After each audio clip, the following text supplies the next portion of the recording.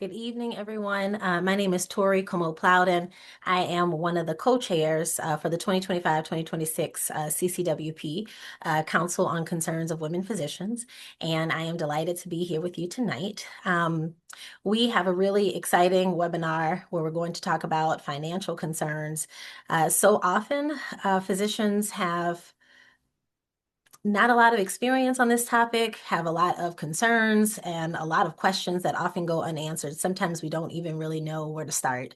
That was one of the reasons why the CCWP chose this important topic to bring to you this evening. And I hope that you are as ready for it as I am. I will turn it over to our CCWP member, Dr. Daisy Kandua, so that she could introduce our guest. Thank you. Thank you. Good evening. I'm so happy to join you all and pleased to introduce our guest speaker for the evening. Mr. Johannes Harrison is the founder and CEO of MoneyScript Wealth Management, where he focuses on helping residents and attending physicians build clarity and confidence around money. With 25 years of experience, he specializes in the unique financial challenges of physicians, from training through peak earning years. A Morehouse graduate with a degree in business administration, Johannes is a frequent speaker for organizations of emergency medicine to include AAEM, SAEM, ACEP, Vituity Health, and more.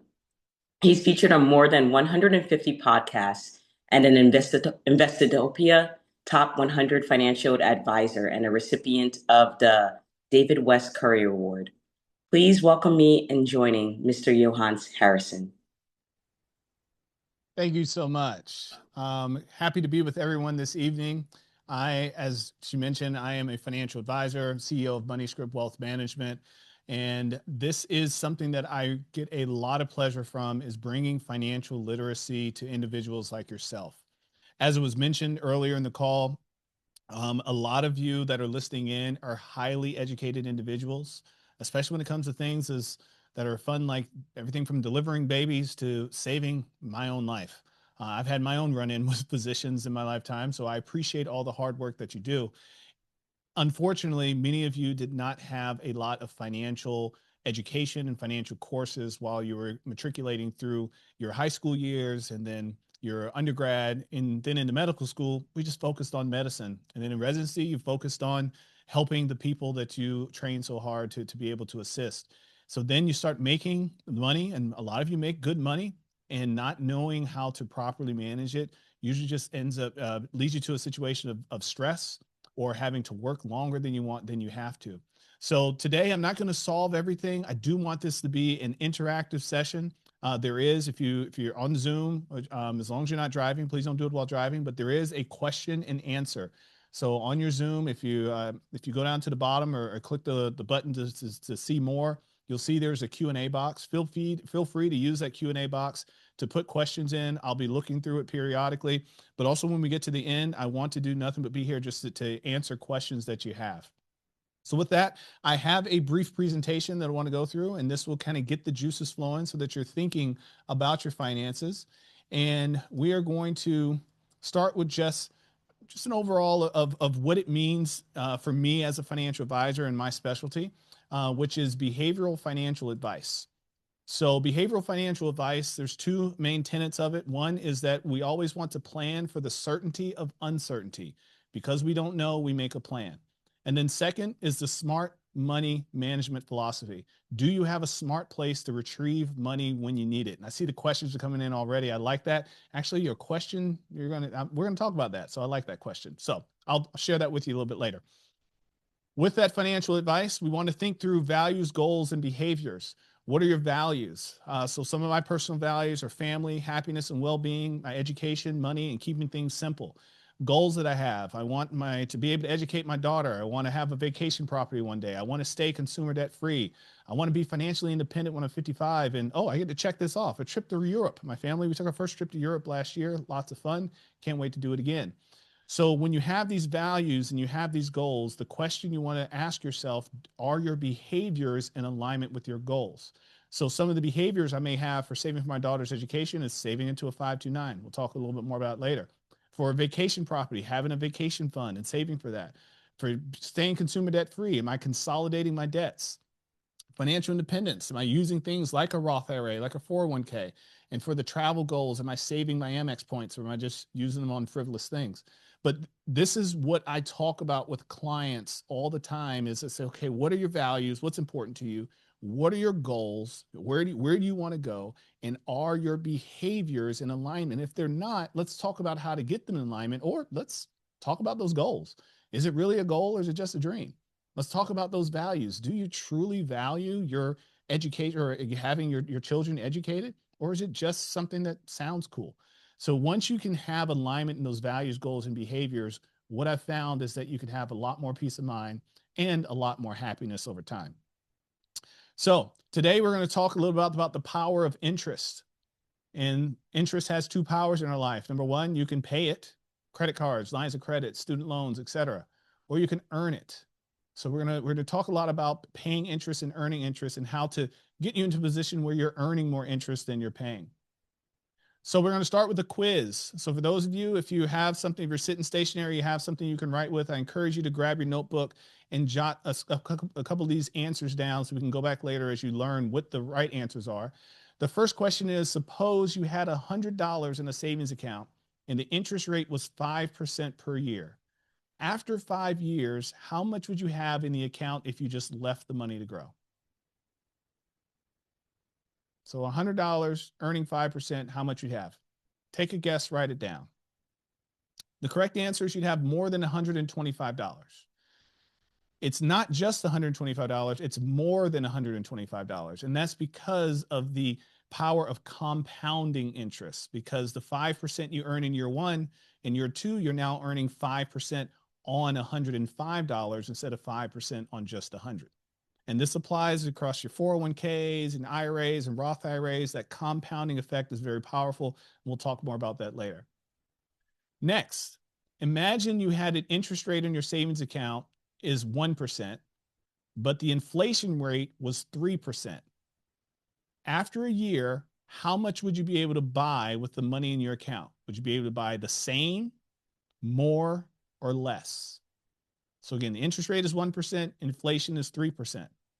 Now, for those of you that are unfamiliar with the term inflation, which you probably aren't because it's been in the news for the past 3 or 4 years since we came out of COVID, it's the ever increasing cost of living. So if the inflation rate on your costs are greater than the interest rate on your money, you will lose buying power over time. And this is why it's important to pay attention to the money that you have that may be sitting in a passbook savings account or in your checking account, because if those accounts aren't paying you interest, you're not losing money, but you are losing purchasing power. A few more. Buying a single company stock usually provides a safer return than a mutual fund. True or false? Buying a single company stock, Microsoft, Nvidia, Facebook, or Meta, provides a safer return than a stock mutual fund. True or false? I hope you wrote down false. When you buy a single company stock, you are at the fate of that company. The graveyard is filled with companies that no longer exist. Blockbuster Video, Linens and Things, Delta Airlines. Yeah, you probably flew Delta recently, but did you know they went bankrupt a few years back? GM Motors, they went bankrupt a few years back. They're back, but they went bankrupt. And if you held that stock, you lost all of your money. So understanding that a mutual fund or an ETF is hundreds, if not thousands of stocks, so you're not at risk of that one company. What is the difference in an APR and an APY? So these are terms that get thrown around in the financial world all the time. APR, APY, APR, APY. What's the difference? An APR is the rate you pay when you borrow money, and the APY is the rate you earn. So I challenge all of you, go look at your savings account and see what the APY is, and then go look at your mortgage and see what the APR is. Would you rather receive $100,000 today or receive an account that has 1 penny in it, but the balance would double every day for 30 days? It should be an easy one. I've already given clues to the answer here. I'm already saying too much.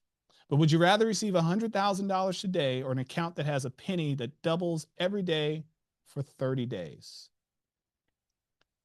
The answer is please delay your gratification. A quick illustration will show you that a penny doubling every day for 30 days will turn into much more than $100,000. As a matter of fact, after 30 days, it will be close to $5.3 million. Now, I can't show you in investments that double every day, but this is the concept of the compounding that I want to make sure that everyone understands because it's such a powerful tool to help you build for your future. You have the power of attorney for your mother, and you've been managing her financial affairs. Unfortunately, she passes away unexpectedly on February 29th. Her mortgage is due on March 1st. Can you use the power of attorney to pay her mortgage? Yes or no? I don't know about you. I had power of attorney for a parent when he was ill, my father was ill. And I had to manage his financial affairs. And there's a lot of you that are listening that are, if you're not in that situation, you probably will be in that situation at some point in the future. But if you had the power of attorney for your mother and she passed away on February 29th, you can no longer use that power of attorney after she passes. Power of attorneys are only valid while the person is living. So there's other documents that you're going to need to be able to continue to manage those financial affairs once the person passes away. Suppose you owe $20,000 on a loan and the APR, there's that term again, is 15% per year, compounded annually. If you did not make any payments, how many years would it take for the amount you owe to double? So you got 20,000 at 15%, and they said, don't worry about it. You don't have to make any payments. If you left it alone, how many years would it take for 20,000 to turn into 40,000? Just write down a number. Make your best guess. Or think of one in your head if you're listening while you're driving. The correct answer is 4.8 years. So a short 4.8 years later, your 20,000 is now 40,000, and all you borrowed was 20, and it takes double to pay it back. Suppose you had a credit card with a $10,000 balance, and the APR is 25% per year. If you only made the minimum payments, how long would it take you to pay off the card? And how much in total would you pay back? Don't pull out your calculators and don't ask ChatGPT. Actually, I'm kidding. If you got the time, ask ChatGPT because it'll actually give you the right answer. ChatGPT does a great job at math. It's one of the few things it does extremely well.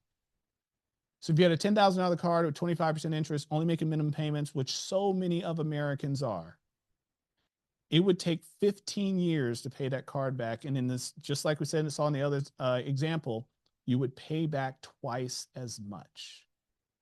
Going back to the earlier thing that I mentioned about paying interest or receiving interest, when you're paying it, it can really eat into your pockets. So one of the concepts that we've discussed here can be shortened by understanding the rule of 72. If you take nothing away from our conversation tonight, I want you to remember the rule of 72. The rule of 72 is a math shortcut. If you think back to your days of, I guess that would be algebra 2 or maybe a little bit of pre-calculus, you did some equations to understand the compounding effect in logarithmic equations. I know I'm dating myself here and you as well as you think about stuff that you haven't had to think about in a long time. But the rule of 72 is a shortcut. And it says if you take the interest rate that you're receiving or paying and you divide it by 72, the answer you get is how many years it would take for the balance, whatever you're looking at, to double. So a number that we should all be familiar with is 3%. 3% is the average inflation rate that we experience in the United States. Now, I know it's been like 10 or 15 for the past few years coming out of COVID. But if we look at a 30-year or 40-year or 50-year, the number's closer to 3%.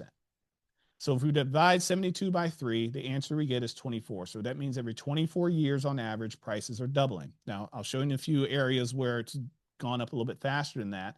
But that helps us understand, again, that if our money isn't growing, then we are losing purchasing power over time. So let's see this in action. If at age 30, you invested $1,000 that was earning 10%, or you were able to go back in time and at age 18, you invested $500 earning the same 10%, how much money would you have along the way? Well, the graph here on the side shows us, let me get my pointer here, shows us that Starting at 30 with $1,000 or 10%, using that rule of 72, it would double every 7 years.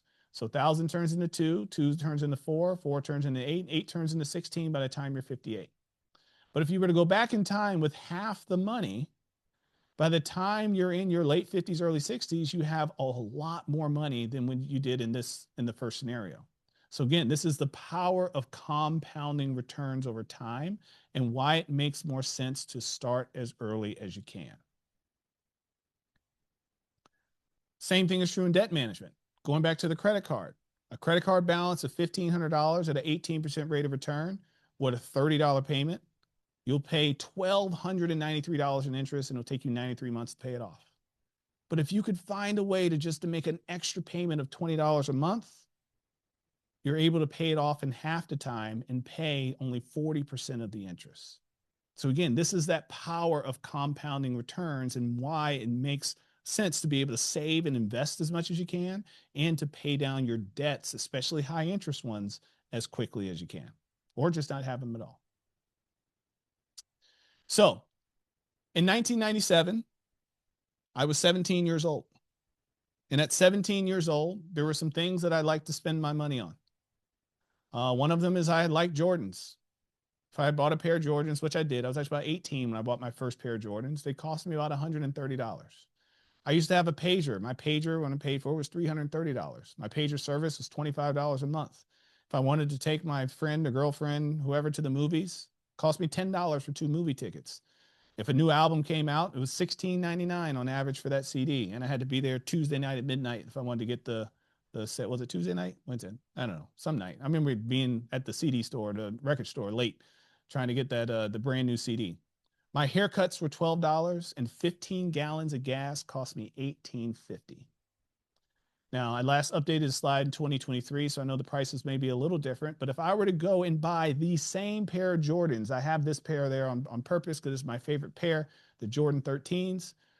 If I were to go buy the same pair today from the store, not on the secondhand market, they would cost me $250. My foot is the same size today as it was when I was 17, but yet I have to pay $250 for the same shoe. It doesn't make me run any faster. In fact, I'm slower. It doesn't make me jump any higher. In fact, I can't jump as high as I used to. Same materials, much higher price. Now, of course, technology is advanced. So instead of pagers, we now have cell phones, but a brand new cell phone is $1,100. It only does one thing. Well, I guess a lot more because it's a smartphone, but from a communication standpoint, it doesn't do that much more than what the pager did. And it costs a lot more money. My pager service is $25 a month. The average cell phone bill is about $80. 2 movie tickets were $10. Now, I didn't put movies on here because the prices are just crazy. I don't know if you all been to a movie theater lately, but I took my family to see, what was that movie? I don't know, with the bunny and I can't think of the name of the movie right now, but one of those cartoonish movies. Myself, my mother-in-law, my daughter, and my wife, 4 of us go to the movies, including popcorn, a couple of snacks, a freaking $7 bottle of water. We spent over $100 to go to movies. And then we think about today, we have access to a lot more with Netflix. I mean, this is old. Netflix just went up in price. I think they're over $20 a month now. Music subscriptions, we don't buy CDs anymore, but we just blindly pay $9, $10, $15, $20 a month just to have access to all the music we want. And then my favorite, I just got to shape up today. Want to look good for all of you since I'd be on camera. And I now have dreads, so there's less hair that they have to cut, but my haircut is $35. Now, my head might be a little bit bigger than it was in 2007, or excuse me, 1997, but it's not 3 times bigger. My barber is not 3 times more efficient, but yet and still my haircut is $35. And then 15 gallons of gas still is roughly about $55. I just filled up my tank the other day. I think I paid $60 the other day and I filled up the tank. And it's the same gas that does the same thing. So again, this just shows that over time, things cost more money. And sometimes it's for the same thing or the same service. And that's just the power of inflation. So we have to be thinking about in our financial plan that at some point, we're going to not earn as much money, but we're still going to be spending in some cases as much, if not more, thanks to the power of inflation. I mean, imagine if this same thing happens, this is what, a 25, 26-year time frame? 26 years from now, I hope I still have hair in my head. And if I do, that means my haircuts could easily be $100. Actually, I've heard rumors from some clients, not rumors, facts. I see it in their expenses. There's some clients in the New York and LA area, they're paying $100 for a haircut. The same haircut that they paid $12 for 25 years ago. And a lot of barbers, actually, my barber is telling me that I'm getting a deal. So we'll see. All right. Couple things on taxes, and we get to some questions here really quick. Would you rather pay taxes on your seeds or taxes on your harvest? Would you rather pay taxes on your seeds or taxes on your harvest? Consider it this way. One of my favorite fruits is a mango. Would I rather pay tax on the mango seed or tax on the mango harvest? Well, if I plant a mango seed and I live in the right climate and I get a mango tree or bush, however they grow, I'm going to get a lot of mangoes, not just one. So I may prefer paying taxes on the seed versus paying taxes on the bountiful harvest. And this gets into the differences of understanding a Roth IRA or a Roth 401k versus a pre-tax IRA or traditional IRA or pre-tax 401k. With the Roth, any type of Roth investment, you're paying taxes up front so that you don't have to pay taxes when you go to take the money out. And there's lots of different accounts that fall into each of these categories. Tax deferred, taxable, and tax free. And tax free has an asterisk because they all have certain rules. So in the tax deferred, that's your traditional IRA, 401ks, solo 401ks, 403bs, 457s, pensions, SEPs, and simples. I know some of these may be foreign terms to you, but what we're talking about are retirement plans that you put the money in on a pre-tax basis, but you pay taxes when you take it out. Then we have the things in the middle category that are taxable along the way: mutual funds, ETFs, cash, stocks, bonds, real estate, non-deductible IRAs that are not inside of one of these other plans. After tax money goes in, so you pay money with the money's already, you put it in with money that's already in your bank account, and you pay taxes when you take it out. But you only pay the taxes on the gain. So if you put in $100 and you pull out $200, you pay taxes on just the second $100, not the first. And then finally, tax-free. Roth IRAs, Roth 401ks and 403bs, municipal bonds, cash value life insurance, 529s, and tax-exempt mutual funds. Now, they all have their own nuances, but these are ways that you can have tax-free money. And at the end of the day, what you want is diversification. The same way we diversify, we talked about earlier, having all your money in Delta stock versus having your money in the entire S&P 500 index with 500 largest companies in the United States. You also want to diversify your your investments between taxable, tax deferred, and tax free. You don't want to find yourself in a situation where every move you make is a taxable one because all your money's in your 401k. And I meet so many people like that. They come to me in their late 50s, early 60s and say, hey, I saved $3 million. I'm ready to retire. And then I look at their cash flow. I'm like, well, but you're going to give $1 million of this away in taxes. Like, what do you mean? I still have to pay taxes? Yes, because this money you've never paid tax on before. You got tax breaks all over the past 30, 40 years, and now you have to pay taxes when you take it out. So, last but not least, all of these individuals on the screen have something in common. And the common thread that they have is that, unfortunately, they are no longer with us. The even more unfortunate commonality between them is they all passed away without having an estate plan in place, which means that their assets had to go through a process known as probate, meaning a judge and attorneys had to decide how to divvy up their money. And those states or federal governments and or those attorneys took a nice chunk out of it as well. And these are all people that we would say are famous. A lot of them had access to attorneys, to financial advisors, etc., but still didn't have anyone in their corner that they could trust that could help them put those documents in place. And some of these cases are quite famous. You may have heard about Prince's case, where his family was fighting over his legacy for years. Bob Marley, family fighting over legacy. Aretha Franklin, the list goes on because they didn't sit down and put the documents in place. So if you own assets, or if you have an estate, a home, 401ks, bank accounts. And I'm talking to physicians here. You are known as individuals that make a fair amount of money and are able to afford a certain lifestyle. Make sure you have your documents in order in case you're not here. Well, not in case, because eventually you're not going to be here. When you pass on, make sure everything that you own goes to your heirs in the manner that you want it to, and it doesn't have to go through probate or family members fighting, etc. So what that means, sitting down with a financial advisor, there's lots of tools that financial advisors have now that can do estate planning at a very low cost where you don't need to go sit down with an attorney and pay thousands of dollars. Or if your situation is that complicated, sit down with an attorney and pay the thousands of dollars, because it is much better to protect your legacy so that when you make your transition, at least people can say, well, at least the affairs were in order. Because I'm sure every one of us on this call knows of a story of a family member that passed away and their affairs were not in order. And it was a headache for someone and a financial burden for someone else. So something to think about. So with that, I said, I want to open it up to questions. I already see some questions going here in the chat, and I see some in the Q&A, so I'm going to pull these up. Oh, we had the movie Zootopia. Yes, it was Zootopia 2. Thank you, Jennifer. Zootopia 2. Great movie, by the way. I hope they do a third one. It was Zootopia. It was not Space Jam. Angela, Space Jam, that wasn't recent. I said it was recent. Space Jam was, oh wait, no, there was a LeBron Space Jam, wasn't there?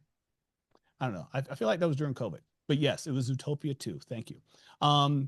For those of you, you did. For those of you that have access to podcasts, I have a wonderful podcast called Becoming and Attending. It's where I interview physicians and we talk about their lives as they transition from undergrad to med school to residency or fellowship, and then to attending. And we talk about some of the financial pitfalls that they endeavored. One of the most recent episodes I did was with Dr. Savoy Brummer. You may know his name. He's been on a few different stages in the medical industry. He's an ER doctor though. But we talked about location.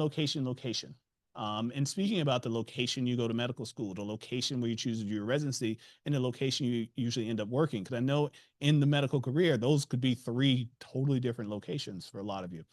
So how those decisions affect your financial decisions as well, because taking a residency in Los Angeles, California is totally different from taking a residency in Mansfield, Texas. Not that any of you know Mansfield, Texas, but that's the point. It's a smaller town, lower cost of living, et cetera, but you can probably get a very similar experience if provided the medicine that you're studying is local and nearby.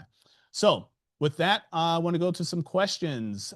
So the first question I have is, can you explain the role of a Roth IRA and how to use it? Do you need to invest the money you put into your Roth IRA? So 2 questions there.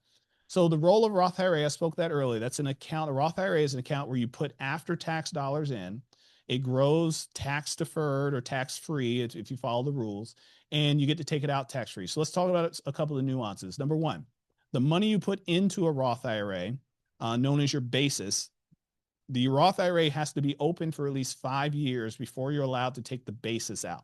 So you can take the basis out early. You don't have to wait until 59 and a half, which is known as retirement age, to take out the basis. You do need to wait until 59 and a half to take out the earnings. So if you put money in, let's say you put $10,000 in, it grows to 20,000. If it's been 5 years, you can pull that 10 back out, but the other 10, if you take it out before age 59 and a half, there will be penalties on that.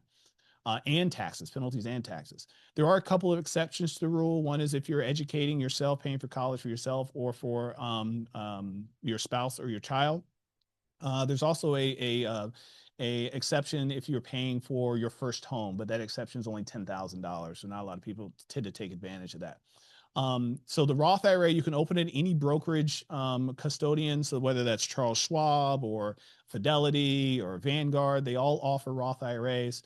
Now, one of the things you need to be aware of with the Roth IRA, let me get my cheat sheet just so I say it right. And these numbers are for 2025, so they changed a little bit for 2026. So that's why I use my cheat sheet, because I try not to remember them. But in 2025, if you file a single return, meaning not married, if your income is more than $165,000, you are not eligible to contribute to a Roth IRA by just opening an account, put it in it. Okay. If you're married and filing joint as of 2025, You're not allowed to contribute if you make over $246,000 in adjusted gross income. So if your incomes are over that level, putting money directly into a Roth IRA is a no-no. And I catch doctors that do it all the time because no one told them, and no one's checking because they're not doing their taxes right. Another story. There is another method to get money into the Roth IRA. If you want to Google this, it's called the backdoor Roth IRA. It's something I don't recommend you doing on your own unless you have some good financial knowledge on how to make sure you get it done right. Because if you do it improperly, it can cost you a lot of money in taxes. But there is a secondary way to get money in there if you're over those limits. And a lot of doctors I work with, that's the method we use, the backdoor Roth IRA. For 2025, you're still eligible to contribute to a Roth IRA if you're under those income limits. You're able to contribute until April 15th or the day you file your taxes, whichever comes first. And the amount you can contribute for 2025 is $7,500. Is that right? No, sorry, $7,000. So your number changes. $7,000 for 2025. For 2026, you have all the way until April 15th of next year, and you can do $7,500. Like I said, the numbers change a lot, so hard to keep them in memory. So many numbers in my head. And then do you need to invest the money put in your Roth IRA? Yes. Yes, you do. Or else, if it's just sitting in cash, you have inflation that's growing faster than the money. So you do need to invest it. That's something I would encourage you to talk to a financial advisor about and figure out what's the best sort of investment for you. That's something I'm happy to help you with. I'm leaving up on the screen there. You have my my email address is there. My website is there. You can find me there as well. So next question. Can you explain what exact documents, I don't know about exact, but I'll go for it. What the documents I need for estate planning if I have 2 children, I have money in 401k, IRAs, and no home. Would these documents be state specific? So the first answer is I'm not an attorney and not pretending to be one. I will share with you strategies that I've worked with other clients. But this is something that, again, it's going to be a case by case. So the first part of your question, are the documents state specific? Yes. There is a huge push, though, by some folks in my industry that I work closely with, trying to help modernize documents across all 50 states so that because once you're under a certain amount of estate, meaning when you have below $13.9 million, you can do a lot of simple estate planning. So there's a huge push to find a way to modernize those. But right now, yes, they are state specific. The documents that make up an estate plan, and this is for small estates under $13.9 million, there's 4 documents. It's a will, also known as a living will or pour over will, a medical power of attorney, which you all should be familiar with in the fields that you're in. Medical power of attorney, yes, you should have that for yourself. That's one of the questions I like to ask when I'm in the group of physicians. How many of you have a medical power of attorney for yourself? And I watch only a few hands go up and I just say, shame. But yes, you should have medical power of attorney for yourself, giving someone else the ability to make medical decisions on your behalf if you're incapacitated. The third document is a financial power of attorney. We spoke about that earlier. Having the ability to have someone to make financial decisions if you're incapacitated and can't do them yourself. And then finally is a living trust. Now, whether or not you need a living trust has a lot to do with the size of your estate and where your money is. But in the question here mentions that you have 2 children. Part of your, depending on your state, a part of your trust or your will also include guardianship for your children. So again, if something happened to you, happened to your child's mother, father, it was an anonymous question, but if something happened to you or happened to your spouse or the other parent, you wouldn't want your children to be wards of the state, and then the state has to decide who takes care of them. So you can name guardianship in those documents. So again, revocable trust is known as a revocable trust, will, pour over will, medical power of attorney, financial power of attorney, the 4 documents in the estate plan. And if that's something you'd like to get some more help with, happy to assist you with working with one of those companies that do it for the smaller estates at a great price as well. You're not going to find prices better than that, especially with an attorney. Next question. If you start a 529 for a child's education, the child decides not to attend college, can you use the money for activities? The answer is yes. But so if the 529s have expanded tremendously since they came about, they now allow you to use the money on secondary education primary education, secondary education, college, all of the above. It can also be used for some trade schools as well if they're federally accredited. and it can, there's a new rule that allows the beneficiary of the 529, so the child, I want to say the number, and this is new, this just came out last year, but I think they're starting at about 35,000 that can be rolled out of the 529 into a Roth IRA for that child. Now that number is supposed to go up over time with inflation, so that's one benefit. Another benefit of 529, if it's not used on education, is you can change the beneficiary. So you can move it from one child to the next, or if you want to go get some more college education yourself, change yourself to the beneficiary. You can also gift it to other family members if you wanted to. I have clients that ended up with too much money in their 529, and they have now turned that into like a education trust. There's enough money in the 529 they could pay for 10 grandkids and great grandkids education for years and years to come, because it was a large gift from a grandparent. Um, yeah, so there is some flexibility there. But if for some reason your child gets a scholarship, or they just go to a school that doesn't cost as much and you take the money out, yes, you're going to pay a small penalty on the earnings. Yes, you're going to pay taxes on the earnings, but you would pay taxes and penalties on the earn. Well, no penalties. We pay taxes on it if you were sitting in some other non-qualified sort of investment plan. So at least you got to grow tax deferred the whole time. I encourage clients not to let what we call the tax tail wag the dog on the 529. If education is a value for you, it's a goal that you want to be able to educate your kids, find out the level that you're willing to do, public, private, whatever, put the money in there and hope that your child gets a scholarship. Great. Now, yes, are you going to pay taxes if you do something else with the money? Sure, but your child got a scholarship. Let's celebrate. Pay the taxes and keep it moving. I haven't had one client that had more money in the 529 that took it out for some other reason that complained. I have one that's I meet with next week. So daughter is finished with school this May. It's going to be about an extra $20,000 in the 529 plan. And the parent just said, I'm just going to let my daughter do whatever she wants with it. I talked to the daughter, said, hey, what do you want to do with this? Oh, there's one other thing you can do. So I have to research this for. I don't know the answer to this yet, but I did read that you can now use a portion to pay off student loans. Well, she'd taken a small student loan her final year, didn't tell mom and dad about it. So she said, hey, can I pull someone out to pay the student loan? So we're going to do that. I got to figure out exactly how she can do that. But then the rest, she decided she's just going to leave it in there for her kids. So thought that was a smart decision. All right. Is there a cap on parent income for 529? No, no cap on income. It's one of the beauties of 529. In the 529, you're allowed to gift. What's the gift limit this year? So it was 19,000 last year. It's still early in the year, so I haven't committed to memory all the new numbers. That one may not have changed for 2026, but you can gift up to 19,000. Actually, as an American, you can gift $19,000 to any other American, no questions asked. With the 529, though, you're allowed to do an advance gift of up to 5 years ahead of time. So there is a way where you could put, what is that number? $94,000, I think it is. Don't quote me on that. But you do 19,000 times 5. 95,000 should be the number. Yep, that's the math.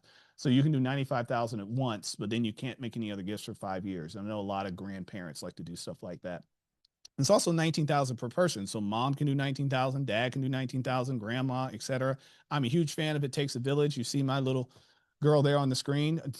She has uncles contributing to her 529 plan. That girl has so much money in her 529 plan that I didn't put in there, because whenever someone sends her a gift, when she sends the thank you for a birthday gift, whatever, there's a little card in there that says, by the way, I have a 529.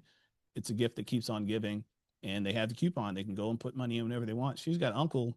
He said as long as he doesn't have kids, he's going to put $100 a month into her 529. I didn't stop him. So I'm like, hey, thanks. And then I also hope that he doesn't have kids. I'm not for real, but selfishly, yes. All right.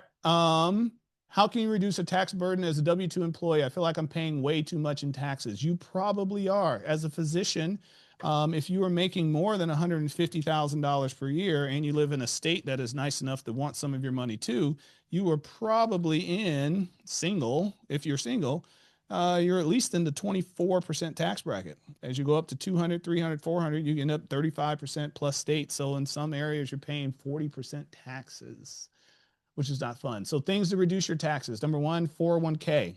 Going back to the pre-tax. If you put money pre-tax into a 401k, that lowers your taxable income. So down here, you put money pre-tax, it lowers your taxable income when you put it into the traditional part of 401k. But then, yes, you do have to pay taxes on that when you take it out, but that helps lower your income. Also, if your employer offers a HSA, health savings account, that is also a place you can put money away on a pre-tax basis, but you have to have a specific medical plan to be eligible for the HSA. So that is an option to help lower your taxable income. And those are things that you can do through work to help lower it. Outside of work, if you're able to itemize on your taxes, then your itemization means that you're paying interest on a home, you're paying some state taxes, or you have some medical expenses, or you're doing donations. If you have enough of that, that's more money that you get to use to help lower your taxes. That is one of those areas as a W-2 employee. I encourage you, sit down with a financial advisor, sit down with your tax professional. I can't stress enough. Hire someone to do your taxes. If you feel like you got it and you're willing to take the time away from the other things that are a lot more fun than doing taxes, yeah, you can use a TurboTax or H&R Block. But I find that more people make mistakes doing it on their own than hiring someone else to do it for them. And if you really want to optimize your taxes, get a financial advisor and a CPA that talk to each other and say, hey, you guys talk behind my back and find ways to save me money. And that's what they'll do because they both want to win for you. The financial advisor wants to say, hey, I want to show you how you can reduce your taxes. The CPA wants to do the same thing. They work together and they can come up with strategies for your situation to help you lower your taxes. But true, as a W-2 employee, that does make it tough.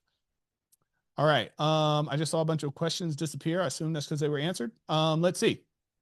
Yeah, it does say answered. When working as a 1099 contracted physician position, what are the pros and cons of setting myself as a sole proprietor versus an LLC? I get this question all the time. So first, again, I'm not an attorney, not going to pretend to be. I can tell you what LLC stands for. Limited Liability Company or Corporation. Most people say company. Limited Liability Company. So by having an LLC, you're separating that business from a liabilities perspective from yourself.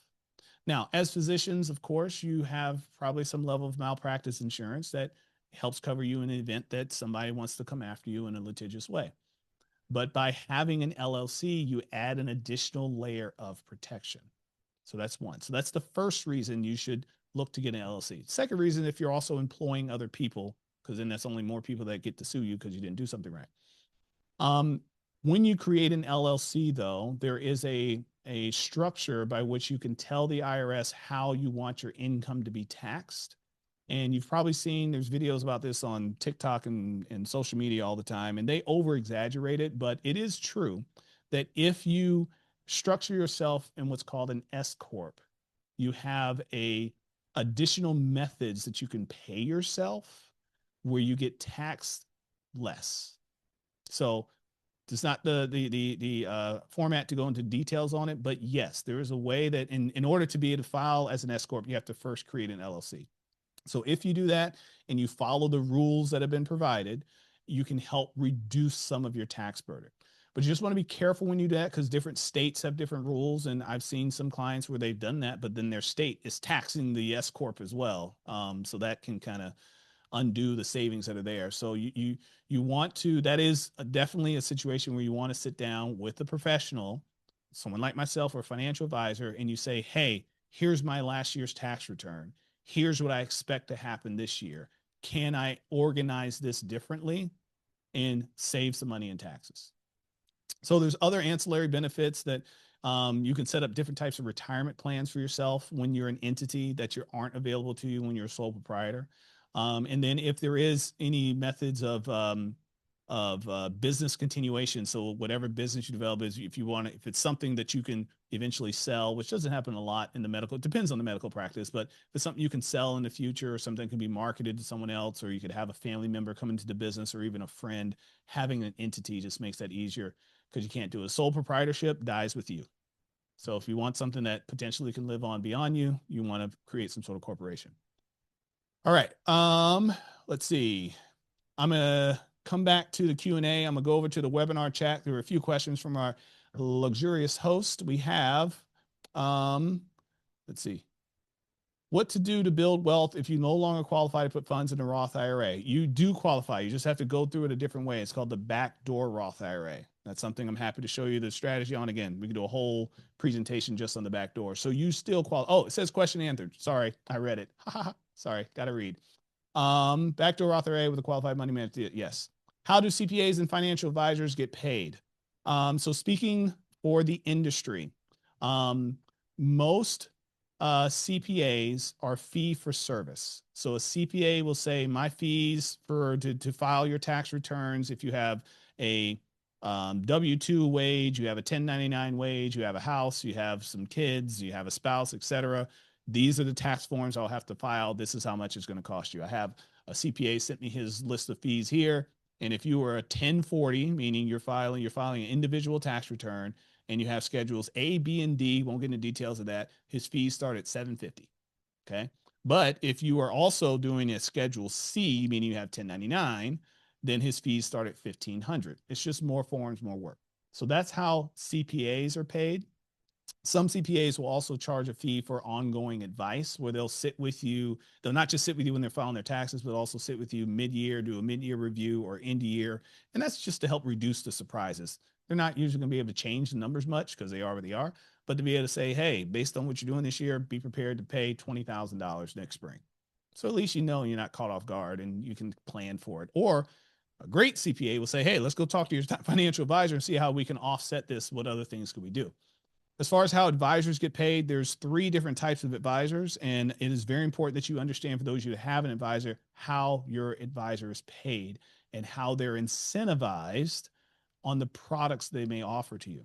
So I'll start with myself. I'm known as a fee-based advisor, which means that my clients pay a fee for advice. If they want me to manage their money, there is a fee for money management. Now, I also have package deals that I put together and say, hey, I'll lower this fee or merge these fees together, but it's a fee based on, again, services. Other advisors are commission-based, meaning they only get paid when you buy products. Those type of advisors are not fiduciaries. What is a fiduciary? A fiduciary is an advisor, a financial professional that by law of either the state or the SEC on a national level has to put your interest in front of their own at all times. Now, it doesn't mean that people that are commission-based are not good people. They make a living and they serve a purpose. Many of you probably have a Northwest Mutual life insurance policy or a Northwest Mutual disability policy. How do I know? Because they are the biggest folks in the game and they focus on physicians like hardcore. And they're not bad policies, but those advisors only get paid when you're buying products from them. And a lot of times I meet people, they have products that they probably don't need, or they have too much insurance. Like, why do you have all this insurance? Well, that's what my advisor sold to me. Well, that advisor only got paid because you purchased products. Okay. So I used to be a hybrid back in the day where I worked for a firm with Northwest Mutual. It was called American Express and then turned into Ameriprise, where more than half of my income came from the sale of insurance products.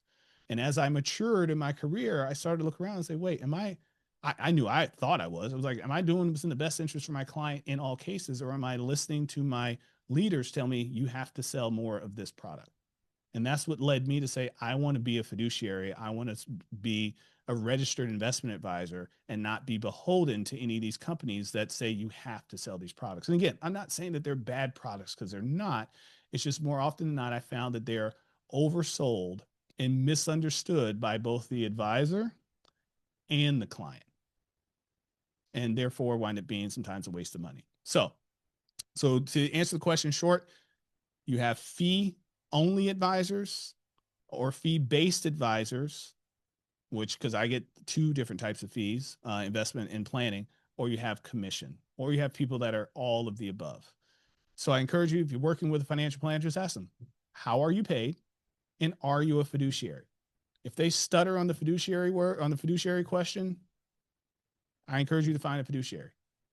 Okay. Because again, we're beholden. We have to do what's in your best interest before what's in the best interest of the firm that we work for or our own paychecks. So, all right, how are we on time? We got a few more minutes. So you guys had great questions. Okay. can you write off the difference between what you bill in health insurance company, what an insurance company actually pays you for the services lost wages? That is a CPA question. Um, and I will say it depends. I have seen scenarios where they're able to take some losses for revenue not received, but I know it's a very narrow hallway, so to speak. So it's very situational. That would be a question that you'd want to put your CPA financial advisor in the room together and see, based on how you're filing your taxes, is that something, is there any benefit to the wages that you're not able to collect?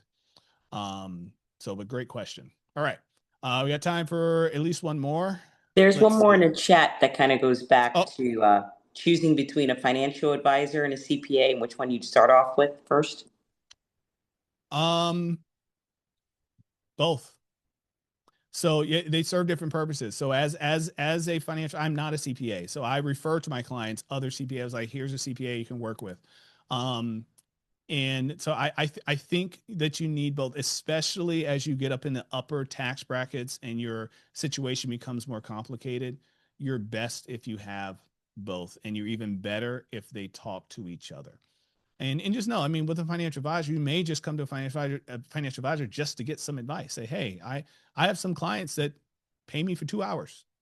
Like, here, I'm Ian, I give them a packet, fill this all out, and I'm gonna spend 2 hours with you and solve as many problems as I can in 2 hours, and then they go on about their life.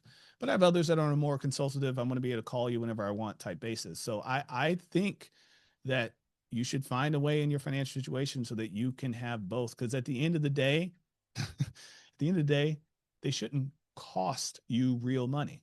Like, yeah, you should pay what their fees are, but you should be getting more than that back in tax savings, in education on how to grow your money better in the future, education how to save on more taxes in the future. Those two professionals should more than pay for themselves in the advice they give. And if they're not, you need to find a different one.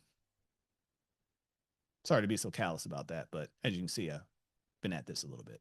So all right. So I want to thank everyone. Those were great questions. Again, becoming attending podcasts. We got a few episodes out there, more coming, because some of the wonderful individuals that brought me here with you this evening have agreed to also be on the show. So I'm looking forward to that. Feel free to reach out to me, moneyscriptwealth.com. I do offer complimentary consultations. So if you just want to spend 30 minutes or so, see if we're a good fit, I'm open to do that. There's no obligation. If it's a good fit, we'll talk about how we can work together. If it's not, I'm going to make sure that you walk away from the conversation confident about what your next step should be, whether it's hire someone else, go find someone else, or here's some things you need to do on your own to get yourself better prepared. So like I said, all my info is there. I would love to hear from you. And I hope for all of my NMA folks are here that I see you in Puerto Rico. So with that, thank you so much, Daisy. Thank you to the rest of the team. It was a pleasure to be with each of you tonight. Thank you so much, Mr. Harrison, for an insightful and thought-provoking presentation. Your practical advice and clear explanations definitely have given us valuable tools to make smarter financial decisions. So we definitely appreciate your time and expertise. I know I learned a lot from here. I was taking notes. So this is the clearest information that I've had presented to me where I actually understand it. Because once I start hearing financial stuff, I'm like, oh, I don't get it. But it was very good. So thank you so much. Really, really do appreciate it. And with that, I'm going to turn it back over to Dr. Tori Como-Plowden to give us closing remarks. I am going to actually turn it over to my co-chair, Dr. Anderson, Yes, who yes. will give us closing remarks. Thank you so much. Yes, no, thank you, Dr. Plowden, and good evening, everyone. Mr. Harrison, thank you so much. I had my pen, my paper, I was taking notes, and I'm really glad this presentation was recorded because I need to watch the playback. So with that said, I'm Dr. Angela T. Anderson, co-chair of the NMA Council on Concerns of Women Physicians. And before we close, there's a few announcements. We're about to put them on the screen for you all, just so you know. There's a few upcoming webinars for 2026. So if you all want to screenshot this, look at the playback so you could put this on your calendars. Registration will come out shortly, close to the timing of these webinars, but for your own calendars, put a block on them because these are going to be fantastic, just as tonight was. Also, as mentioned, the 2026 NMA Annual Convention and Scientific Assembly in Puerto Rico. So coming up in July, so we hope to see you all there. And lastly, for the CCWP Awards Luncheon, make sure you get your tickets, and also the award nominations packet went out from the NMA News email, and those award nominations are due March 31st. So please, if you know someone, read through the packet, make sure you're nominating your colleagues, because we want to ensure we have a robust, not only luncheon, but that we are awarding some phenomenal physicians from around the country. So again, we thank you all. Mr. Harrison, thank you for this phenomenal presentation, and we look forward to seeing you all at our upcoming webinars. So you all have a wonderful evening, and thanks for joining us tonight.